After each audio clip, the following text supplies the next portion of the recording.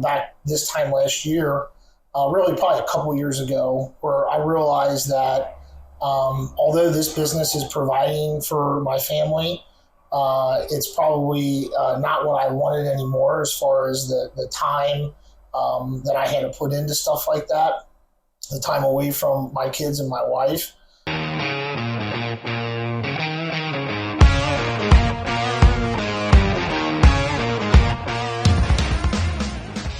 Strong Dads wants to thank Quality Auto Mart and Service for being a proud sponsor of the Strong Dads podcast. Started in 1985 and going strong for all these years. Recently, Quality Auto Mart has transitioned from owners of Mark and Nancy Repke to longtime employee Fred and Lorraine Venus. For all your automotive needs and golf cart needs, check out Quality Auto Mart, located across from Indian Lakes on Highway 46 outside of Batesville, Indiana.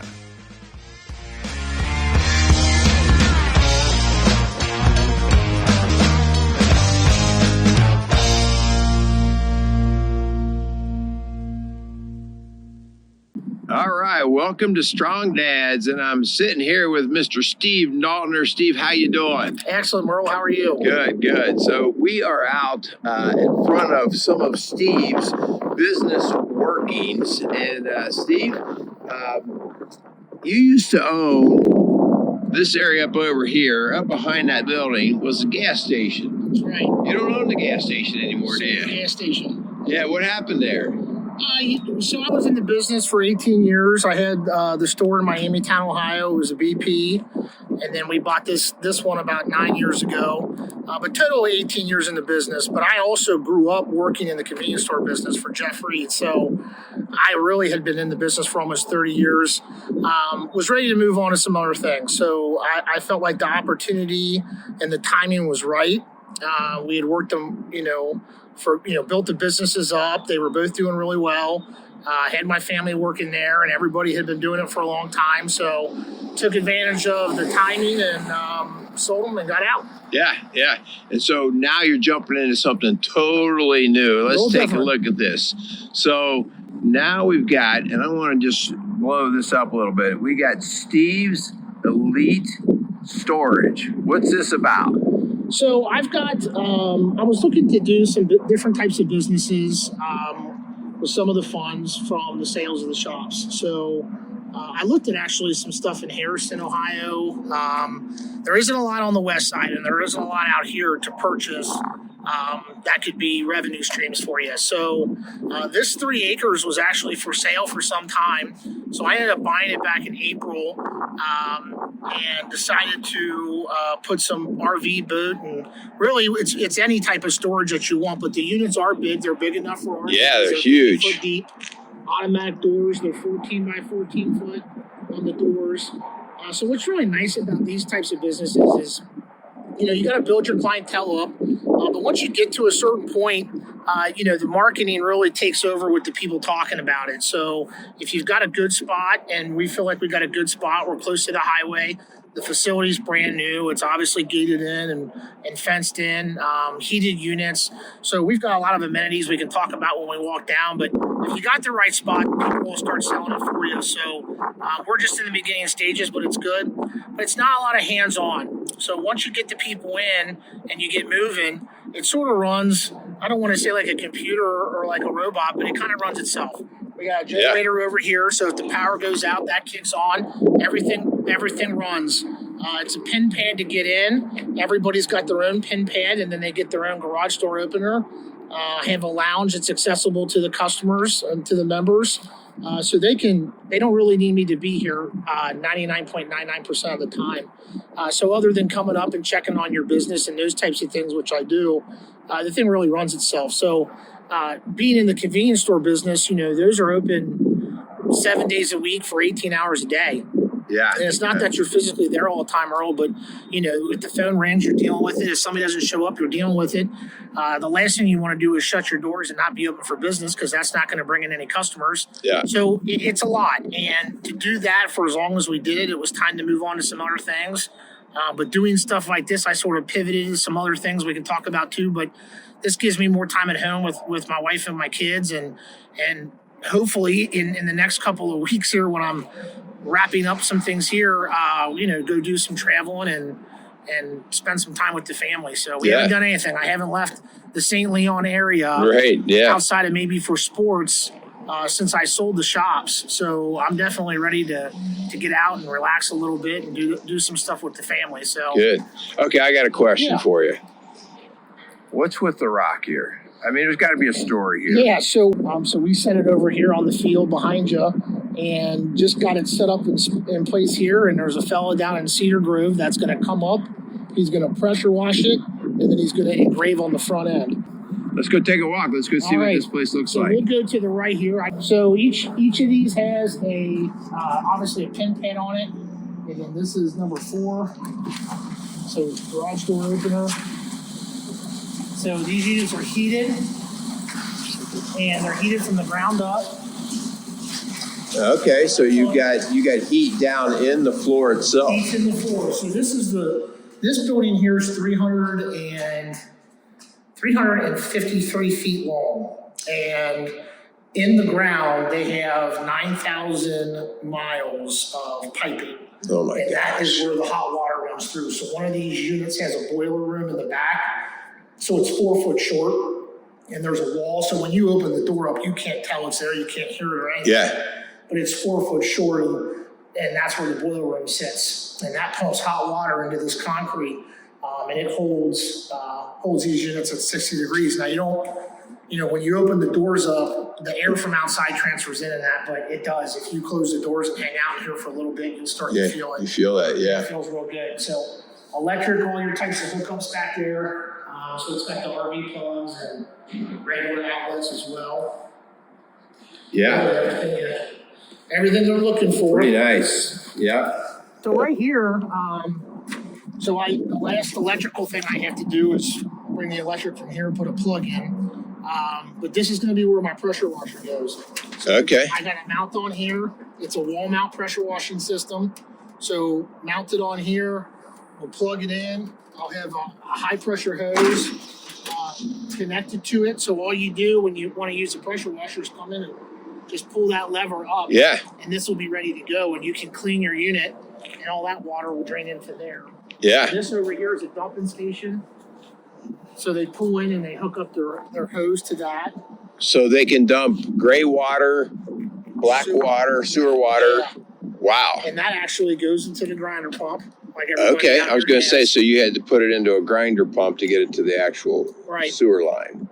So here to the grinder pump. So the grinder pump's the last thing it does before it gets shot to the main. Yeah. So then this here is for them to clean out their tubing. So you pull that down. Oh, yeah. Hook their tube up and they clean that up. And then people always ask me what this thing's for, and I didn't know, but it's for when people drop it, it doesn't bang on the metal. Thinking of everything. I ask. And then we got an air machine here. Oh yeah, you got yours set up. So they pull got a gauge. My son was out here testing the length, so he didn't line it up. So anyway, this thing will fill up a tractor trailer's tire. Good deal. Well, I want to thank you for showing me around here, but let's go in and have a seat. I got some questions for you. Gotcha. You all right with that? Good. All right. Steve, thank you, sir. Yeah, thanks for showing us your new facility, Steve's Elite Storage, right? Steve's Elite Storage. All right.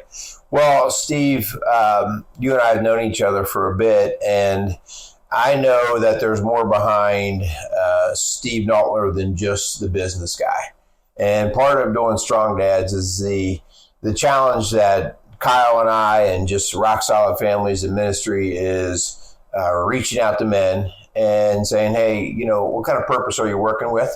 How's that serving your family? How's it serving your business? How's it serving your marriage? And so I would just, if you're willing, let's have a little conversation about what God has to do with what motivates you in all this business enterprise that you're building. Sure. You up to that? Yeah, absolutely. All right. So, you talked earlier about you've always were in the business world and mostly in the convenient gas station food mart thing, right?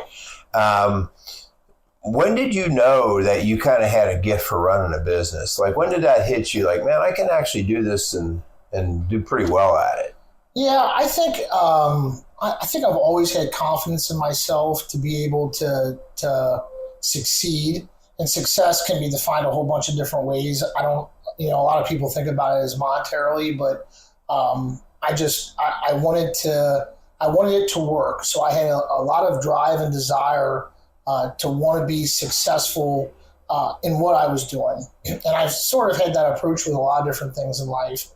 So with running the convenience stores, early on, I had to find stores that, the BP in Miamitown wasn't what it was when I bought it, and we were able to get into that in a situation that was more desirable because the business wasn't doing very well. Mm-hmm. So, to work through that and essentially knock on doors to get people to come to you is what we did. So really, I think it just comes down to drive. Early on, I dedicated myself to work a lot. I knew, I didn't really have a social life the first couple years I was in business. And then obviously met my wife and started a family and everything like that. So it got to the point, fast forward, back this time last year, really probably a couple years ago, where I realized that although this business is providing for my family, it's probably not what I wanted anymore as far as the time that I had to put into stuff like that, the time away from my kids and my wife. You're essentially on call 364 days a year. We closed on Christmas, and I'd still get text messages and phone calls on Christmas. And we weren't 24 hours a day, but we were 18 hours a day. Right. And that's a lot of time. So I was ready for a change. I haven't quite gotten to that entirely. The transition from selling those two businesses, obviously, selling stuff and getting some money is wonderful, but income's important. You need to be able to continue to pay the bills.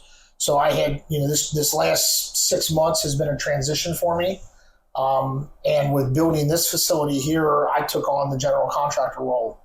So I haven't really gotten to take a breath, and but that is coming very soon, and we're definitely looking forward to it, where I can take a step back and enjoy my family. So that's sort of where I'm at with it right now, getting tightening up the screws, so to speak. We got a couple of loose ends here and there, but really it's the major portion of construction. We're probably 99% done.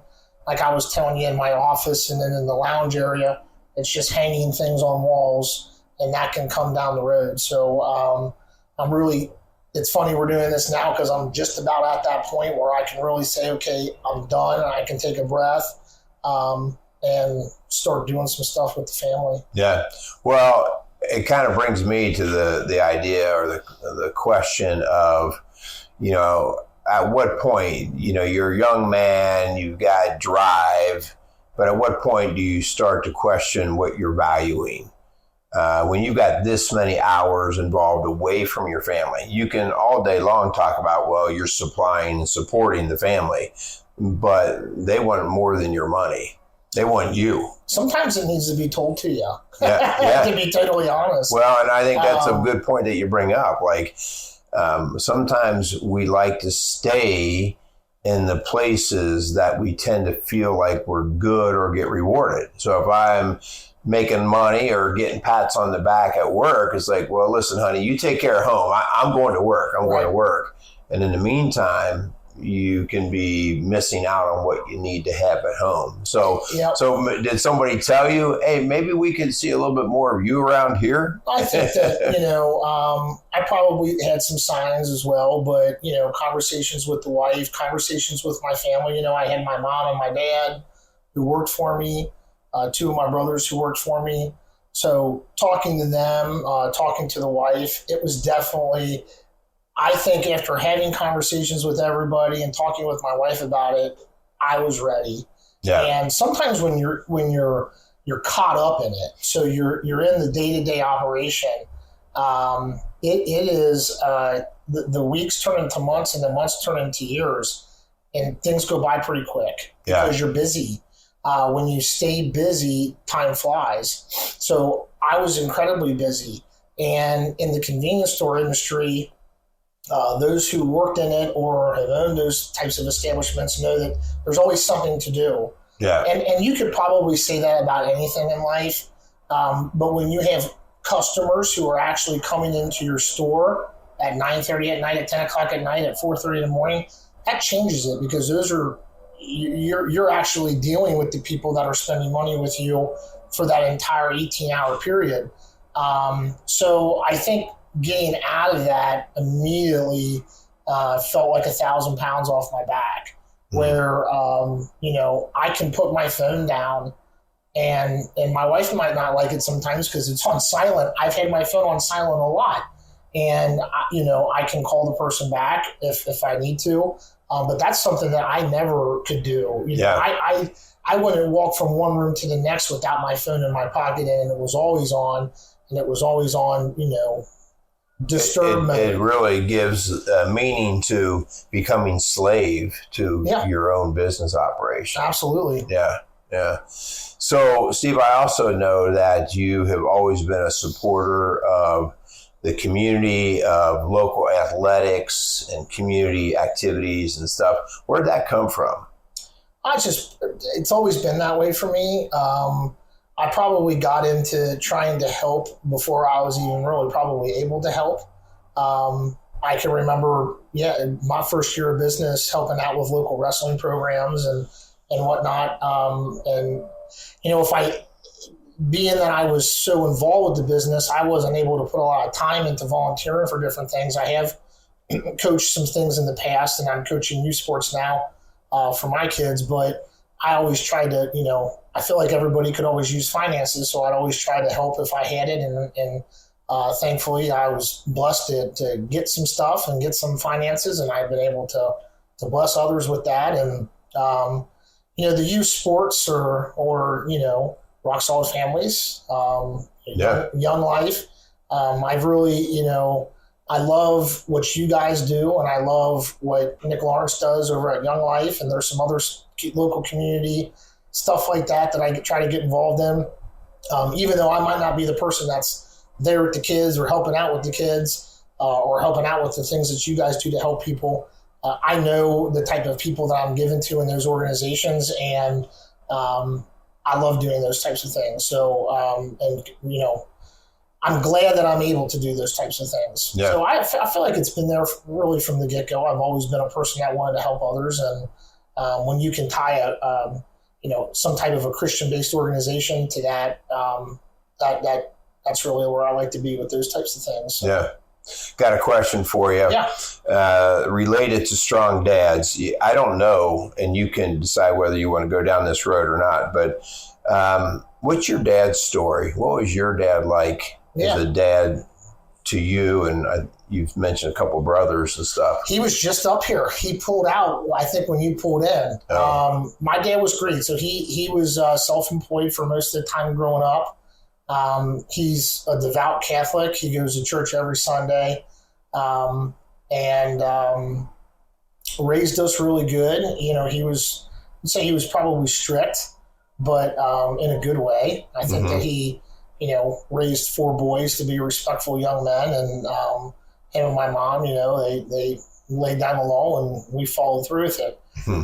We always talk about it, my wife and I, with our kids, how picky all the kids are today with what they eat. And my mom made a meal, and we ate what was put on the table, and nobody said anything about it. So, but no, he's very faith-driven.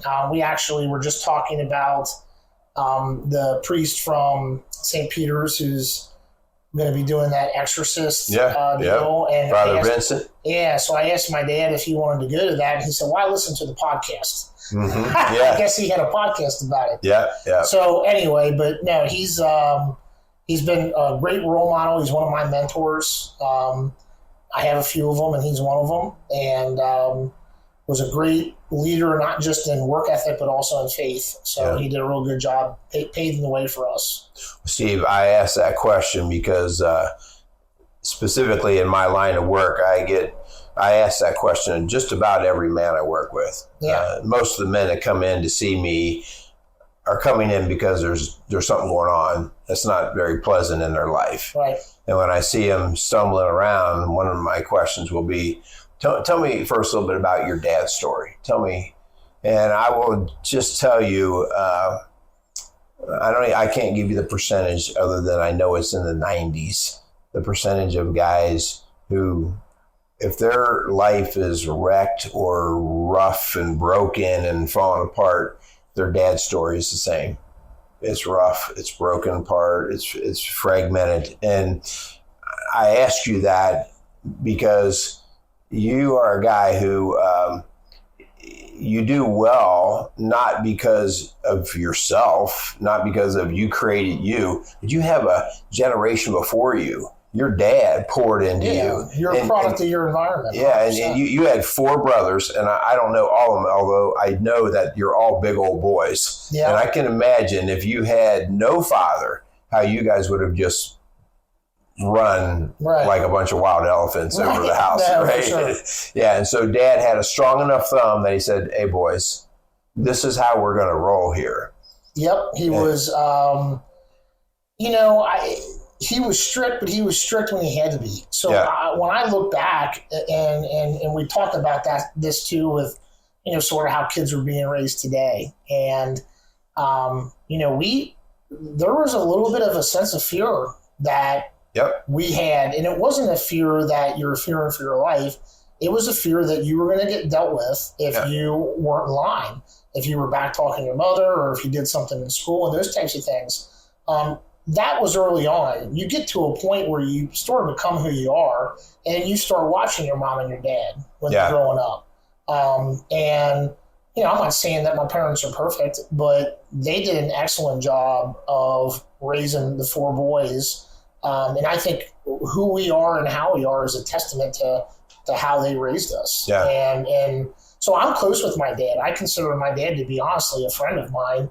He's definitely a mentor. Even though he's retired now, I still, any chance I can get to have, if I need a helping hand, he's here. He's got 3 ligaments. I don't know. He's had multiple ligaments in his ankle tore. He just got the phone call. He's going to have surgery. He's out here lifting 50-pound bags of salt. I mean? He likes working. He's, I think more so than working is just being, he got to be around Kevin and I, and we got to be around him. And those experiences, it's not work. It's just you're hanging out with your family, being connected, that you love. Yeah, that's awesome. All right, well, as you get ready to open and start operating Steve's Elite Storage, we're going to wish you the best with all that, and hopefully you can get some time more allotted towards family and community service and things you would like to do rather than being a slave to the old business. Absolutely. Right? Is there anything, is we got young dads out there watching this show, is there anything that, and you're still relatively young, but you got enough wisdom behind you now. Yeah. What would you tell your 20 to 25-year-old self? Don't lose faith. I feel like the thing that I can attribute more so than anything to the success I've had, whether it's been with my wife in marriage or raising our kids or in businesses or whatever it may be, I've always had faith. And even though there was a point in time in my life where, I was a Catholic, raised Catholic, and through college I was trying different churches out, ended up, the last 10, 12 years going to a Christian church. I go to a Bright Christian Church now. No matter what church I was going to, no matter whether or not I was regularly attending Sunday services or Sunday Mass, I never lost faith. And I've always prayed, and I've always felt like he's been with me. I feel like if you leave that door open, that he will always be there for you. And there's been a lot of times in my life, especially early on in business, that there's no doubt in my mind I wouldn't have gotten through if it wasn't for him. Yeah. Lots of things that went my way that didn't have to go my way. And everybody needs a little bit of luck when they're doing things and they're getting started. I had a lot of luck. Yeah. I had a lot of luck and a lot of luck and a lot of luck. And I don't think it's luck. I think it was my faith and my relationship with Jesus. And I think that has helped me get to where I'm at today. And even though life isn't perfect and everybody's got issues and got problems, I'm still going to keep that faith and use him going forward. So never lose the faith, keep that door open. Yeah, I've learned to replace the word luck that I know when I'm doing things the way God desires me to do them. It's no longer luck, it's called a blessing. Yeah. And you use that word earlier that you've been blessed. Absolutely. And so when you talk about luck, it's like, well, actually you're just being blessed. Yeah. You're just satisfying God and he's wanting to satisfy you right back. So I agree. All right. Well, I want to thank you. Hey, I think it's worthy to help you promote a little bit. So how do people get in touch with Steve's Elite Storage or you or however? I got a big camper, I got a big boat. How do I reach out to you? I would tell you to go to the website, which is steveselitestorage.com. So all one word, steveselitestorage.com. Okay. My cell phone number is also on the website if anybody wanted to call me. Don't give that out here, right? You know what? It's not hard to find. It's on signs in different places. So, but steveselitestorage.com and give me a call if you got any questions. All right. Thank you, sir. Hey, thanks, Phil. Appreciate you. Yeah. Yep. Casey's is a premier garden center and gift shop located in Lawrenceburg, Indiana. Casey's offers a wide selection of plants, landscaping materials, home and garden decor, and gifts for every occasion. Casey's is committed to providing exceptional service, a unique shopping experience, and value to every customer. Stop in and see what makes Casey's so unique. Located at 21481 State Line Road, Lawrenceburg, Indiana, or call 812-537-3800. Let Casey's help you add beauty to your home.